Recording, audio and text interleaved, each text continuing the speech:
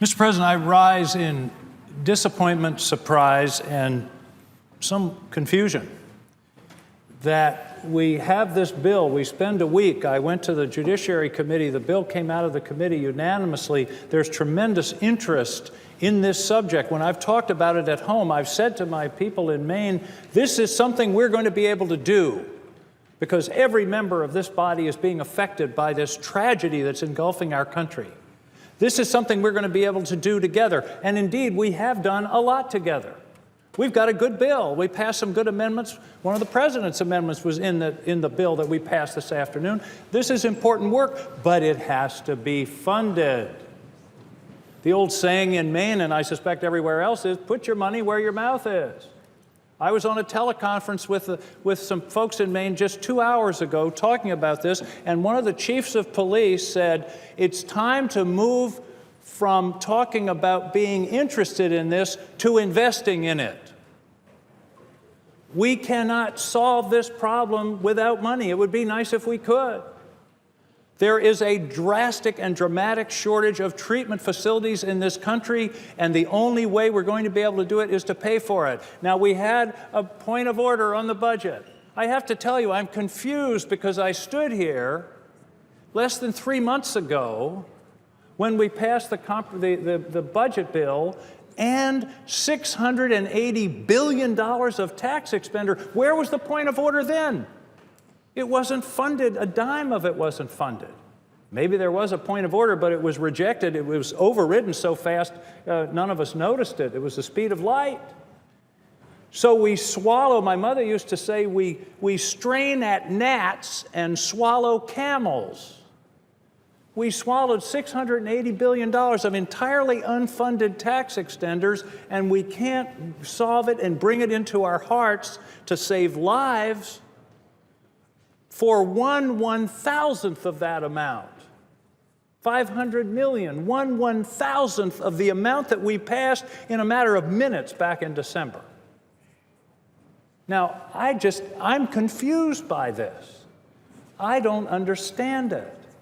And by the way, 47,000 people, that sounds like a lot, but here's what really sounds like a lot. Since this debate started at 2 o'clock this afternoon, 10 people have died. 10 people have died in the last 2 hours. 47,000 people is 5 people every hour, 24 hours a day, 365 days a year. We're not talking about abstractions here. We're talking about people's lives. We're talking about what I consider one of the most serious problems I have ever seen in my state.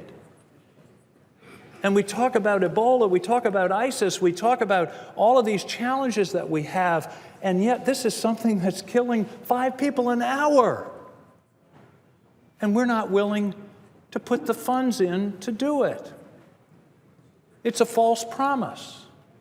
I believe this bill is going to do a lot of good, but it's not going to meet the promise that we're making to the American people by all this drama this week about drug abuse, and that we're going to do something about it. But we're not going to do enough about it, because in order to deal with this problem, and this is true everywhere, it's going to take money to provide treatment for people that need it. The tragedy, and I talked about this morning, the tragedy is when someone is ready to change their life and ready to try to defeat this awful disease, and they can't find any place to give them treatment. I was at a detox center in Portland just last week. They're turning away 100 people a month from a detox center. Not even a treatment center, but a detox center, because they don't have the beds. So I'm delighted that we're working on this bill. I'm delighted that we're passing it. I think there's a lot of good in it, and it is, in fact, a bipartisan bill.